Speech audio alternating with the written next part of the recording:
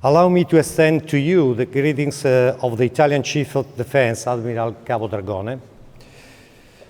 I'm proud to underline that this two-day international conference of the Liberation of Rome, organized by Also Knowledge, is held under the high patronage of the President of the Republic and gives us the opportunity to reflect on the complex and painful time that Italy went through to become a free and democratic country.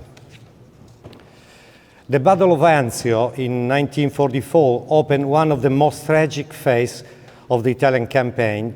40,000 troops landed on these shores and with a goal, restoring freedom and dignity on the peninsula.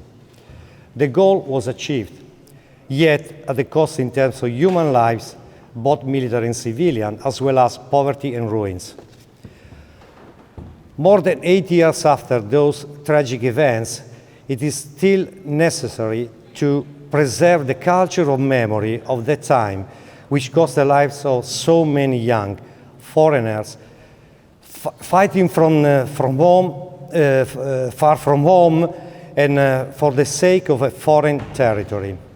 They laid the foundation for the birth of a modern democracy, and therefore they deserve our utmost gratitude. Remembering today and in the future is the duty of those who, like us, did not take part in the struggle, but are able to enjoy its fruits and can therefore decide freely their own future in full accordance with their own aspirations and desires.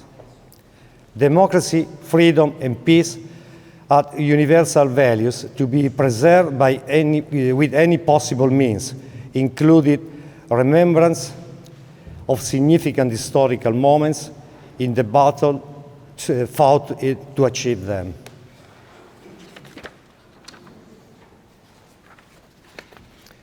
Individual memory acquires an even deeper value when it intertwines with the memory of others and becomes collective heritage. Today's significant event is an appropriate instrument for this purpose, along with museums, in particular military ones, and any other cultural and commemorative initiative that focuses on the historical and humanistic study of key events in our national history. Such initiatives regularly take place on the national territory, and they provide an opportunity to reiterate our deepest gratitude to those allies who did not hesitate to offer their help and support for a foreign country in its darkest hour, even at the cost of their lives of their own young soldiers. Maybe we have to be more, but I'm proud to say that the historical branch of the Italian Defense General Staff unceasingly works to nurture Italy's collective memory. To this purpose, in 2023, it published Maria Gabriella Pasqualini's book entitled The Resistance of the Italian Military, A Long Path to the Final Victory.